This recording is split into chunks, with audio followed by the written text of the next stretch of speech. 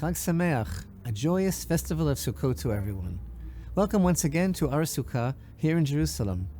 A sukkah is a temporary dwelling. It doesn't take much to build a kosher sukkah. Although it can be a simple hut or booth, everyone tries to make their sukkah as beautiful as they can, to honor God's commandment, and we treat it with great respect. But, like this world and everything in it, it's only temporary. That's one of the major lessons of this holiday. But open up your heart in the very deepest way. Sukkot is called the time of our joy. That's how it's referred to in the special holiday prayers. Although joy permeates the observance of all the festivals, joy is especially associated with Sukkot, more than any other festival. Only on Sukkot does God actually command us to be joyful. In Leviticus 23, God commands us to celebrate with the four species and says, "You shall rejoice before Hashem your God for a 7-day period." Serve Hashem with joy, King David states in Psalms 100. In everything we do, we're serving God, and therefore everything that we do, we should do with joy. But the idea is that there's something about Sukkot that conveys this better than anything else. The quintessence of this joy is what we are capable of experiencing, really what Hashem offers us on Sukkot. So what is happiness? As material beings, our predilection is to interpret every aspect of our lives in material terms. We ascribe significance to everything material. And this is how many people tend to measure what they call happiness. They spend their lives in hot pursuit of material gain, thinking that if they acquire everything that they desire, then they'll be happy. But the truth is, humans are not material beings. We are spiritual beings, children of the eternal, the living God.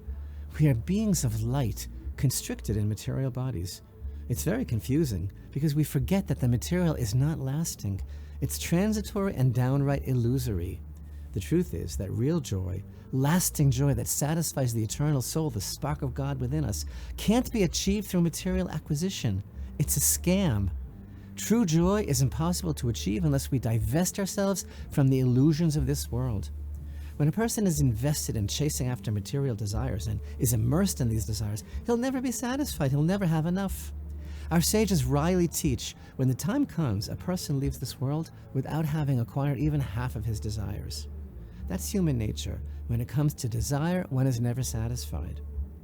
The ticket off this hamster wheel, the path to achieve real and lasting soul-level joy, is to step back from the race of material desire, to realize that such attainments, nice or even intrinsically necessary as they may be, have nothing to do with attaining joy. Our sages convey this idea with a parable. There was a king who was very sick, and his doctors told him that his only cure would be to put on the coat of a man who's always happy, to wear the coat of a man who has no worries.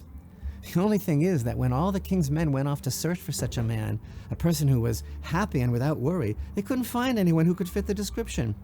Finally, after intensive efforts, they found one joyous person with a glad heart who had absolutely no worries.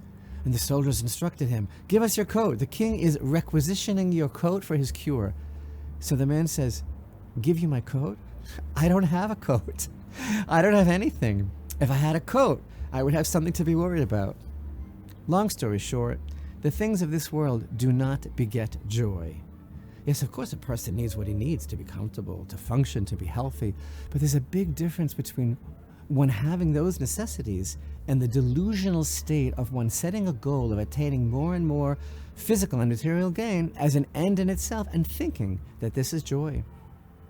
During these formative days of Sukkot, out here in our temporary sukkah, alone with the Holy One, blessed be He, surrounded by the shadow of the Divine Presence, we have the chance to set our priorities for the new year. We have the chance to reflect on what kind of life we are looking to live, and we have the chance to make it real.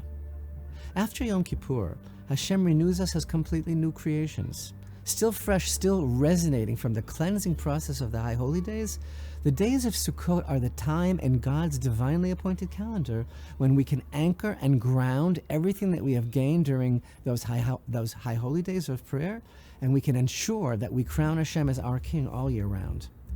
This is precisely why Sukkot is considered as a continuation, even the completion, the pinnacle of the Rosh Hashanah Yom Kippur experience.